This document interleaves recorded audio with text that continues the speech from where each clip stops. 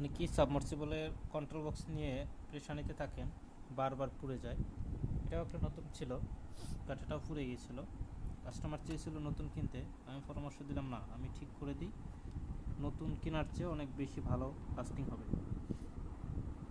এর ভালো লাস্টিং হওয়ার কারণ হচ্ছে এগুলা, যেমন এই যে আমি এখানে কানেক্টর ইউজ করছি, কেবল কানেক্টর। এটা 40 এমপিয়ারের উপরে আপনার লোড নিতে পারবে, অনেক হেভি কোয়ালিটি, দেখলেই বুঝতে পারবেন। যে তারগুলো ইউজ করা হয়েছে এগুলা 6 এর উপরে তার। আর কানেকশনগুলা যেহেতু ভালো কানেক্টর দেওয়া হয়েছে, কানেকশনগুলো খুব ভালোভাবে লেগেছে, যার কারণে লুজ কানেকশন হবে না।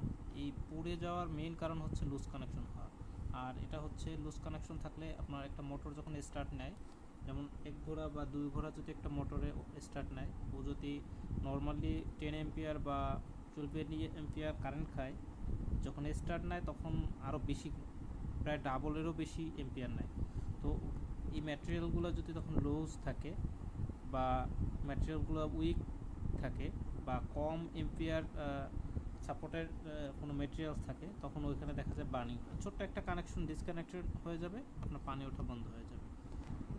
এই যে ওভারলোডগুলো দিয়েছি, এগুলো খুব ভালো মানের ওভারলোড দেওয়া হয়েছে।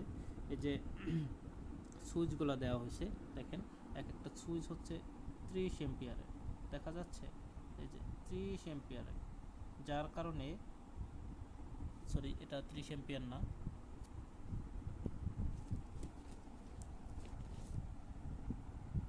এই যে স্পষ্টভাবে দেখা যাচ্ছে যে 30 এম্পিয়ারের এক একটা সুইচ ব্যবহার করা হচ্ছে, যাতে 2 ঘোড়া মোটরে খুব সহজে আর এই সুইচগুলো নষ্ট না হয়। এটা কন্ট্রোল বক্সের বেশি নষ্ট হয় দেখা যাবে যে ওভারলোডগুলা, এরপরে বেশি নষ্ট হয় সবচেয়ে এই যে সুইচ এবং কানেক্টর। আর হচ্ছে এই যে ওয়্যার কানেক্টরগুলো আছে, এগুলা এই যে দেখেন অনেক ভালো মানের এই যে ওয়্যার কানেক্টর লাগানো হয়, যার কারণে এগুলা লুজ হওয়ার কোনো সুযোগ নেই এবং নষ্ট হওয়ার খুব সহজে কোনো সুযোগ নেই। ধন্যবাদ। এরকম যদি লাগে, কারো কন্ট্রোল বক্স রিপেয়ার করে নিতে চান, আমাদের সাথে যোগাযোগ করবেন। ধন্যবাদ।